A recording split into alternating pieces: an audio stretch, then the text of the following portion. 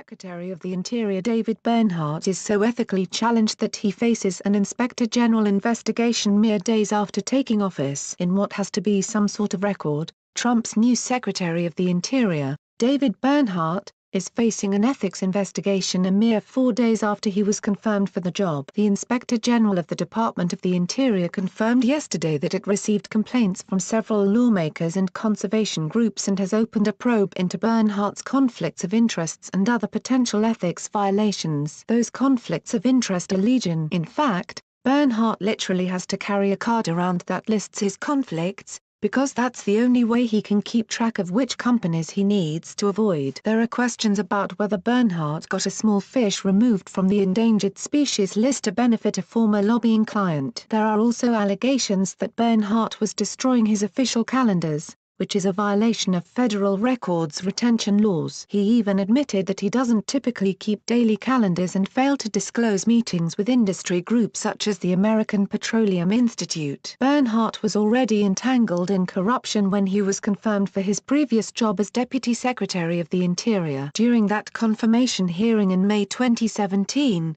he stated he had not lobbied on behalf of agribusiness clients since November 2016. He actually lobbied for them up to April 2017 while serving as Deputy Secretary, a job where he was supposed to help oversee things like oil and gas drilling. Bernhardt gave a keynote address to a group of oil and gas executives. Even better, the meeting was at the Trump International Hotel. A CNN investigation found that during his time as Deputy Interior Secretary, Bernhardt made at least 15 policy decisions that favored his lobbying clients. He also oversaw a massive expansion of onshore drilling permits issued during the government shutdown. There's even more. The Fish and Wildlife Service spent years studying two pesticides and determined they presented a considerable threat to already endangered species. They were set to announce the findings until Bernhardt intervened and ordered the service to take a new approach that had been pushed by pesticide makers. Bernhardt's behavior is entirely in keeping with the rest of Trump's cabinet, a phenomenal number of whom are ethically challenged. In fact,